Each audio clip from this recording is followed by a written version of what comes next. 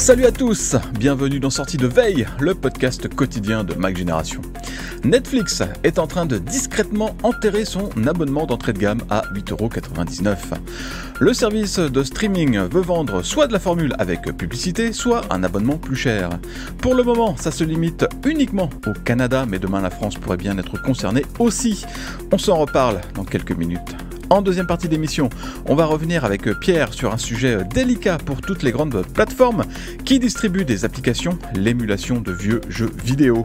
Nintendo a réussi à faire retirer Dolphin de Steam avant même que le logiciel y soit disponible. Rendez-vous après le Flash Info pour tout savoir. Nous sommes le mardi 27 juin, voici les actus qu'il ne fallait pas manquer ce matin. Netflix pourrait bien faire le grand ménage dans ses abonnements, et c'est la formule essentielle qui pourrait passer à la trappe. Le Canada est le premier pays où il n'est plus possible de souscrire à cette offre. Il faut soit prendre la formule avec pub ou l'abonnement standard. L'offre premium est toujours disponible, évidemment. Ça veut dire que ceux qui veulent payer pas trop cher n'ont plus d'autre choix que de se coltiner des réclames. Si on transpose le cas en France, ça voudrait dire qu'il ne resterait plus que l'abonnement avec pub pour 5,99€, le standard à 13,49€ et le premium à 17,99€. Pour le moment, rien ne dit que Netflix va supprimer l'abonnement essentiel en France, mais enfin, on sent bien que cette offre de base a du plomb dans l'aile. Netflix a en effet décidé de mettre le paquet sur son abonnement avec pub, qui diffuse depuis peu en 1080p et auquel on peut accéder à 2 écrans. En face, l'abonnement essentiel est toujours limité à du 720p et à un seul écran, alors qu'il coûte 3€ de plus que l'offre avec publicité. Mais visiblement, la réclame, ça rapporte pas mal de sous à Netflix, alors du point de vue commercial, ça vaut mieux de pousser la formule avec pub, effectivement. Et tant pis si vous n'aimez pas ça.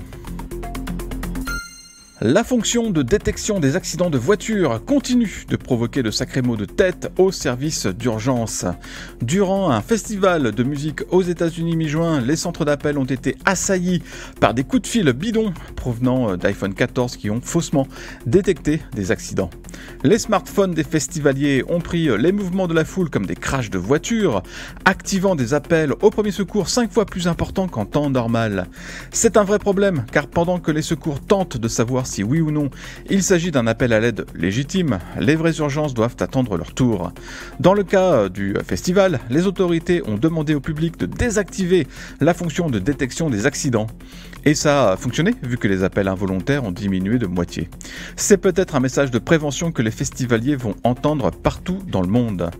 Apple a déjà apporté pas mal de modifications à cette fonction lancée avec l'iPhone 14 l'an dernier, mais visiblement c'est toujours insuffisant. Le même souci avait été rencontré pendant la saison d'hiver dans les stations de ski et même dans des manèges du genre montagne russe. Petit message de service, si vous vous servez toujours de la fonction flux de photos, sachez qu'Apple a coupé hier l'upload des photos vers ses serveurs. Ce service sera complètement débranché le 26 juillet. Ensuite, il faudra passer par une autre solution pour partager ces photos entre tous ces appareils ou activer la photothèque iCloud. Cette photothèque permet de stocker et de synchroniser l'ensemble de ces images dans le nuage d'Apple, mais dans la limite des 5 Go de l'abonnement iCloud gratuit. Pour en mettre plus, il faudra passer à la caisse. La fonction flux de photos ne pouvait pas dépasser les 1000 photos, mais elle ne coûtait rien. C'est donc le début de la fin pour ce flux de photos qui a accompagné des millions d'utilisateurs depuis le lancement d'iCloud en 2011. Quelle sera la prochaine cible sur la liste d'Apple ? On craint le pire pour iTunes Match. Le chiffre du jour, c'est 44, comme 44%, soit le nombre d'entre vous qui payent sur l'App Store avec Apple Pay. C'était la question de notre dernier sondage, et comme on pouvait l'imaginer, le système de paiement d'Apple arrive largement en tête.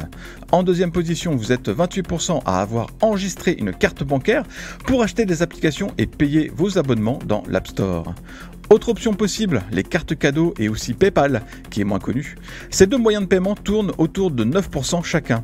Les choses devraient pas mal bouger sur le front des paiements dans la boutique d'Apple, sachant que l'Union européenne imposera l'ouverture de l'iPhone au sideloading à partir de mars 2024, c'est-à-dire l'installation d'applications par d'autres moyens que l'App Store. Ça va aller de pair avec l'interdiction faite à Apple d'imposer son propre système de paiement. Du coup, on peut s'attendre à de nombreuses autres possibilités pour régler ses achats d'app dans l'avenir. Le sondage est toujours en ligne, alors n'hésitez pas à aller voter et à tout nous dire dans les commentaires.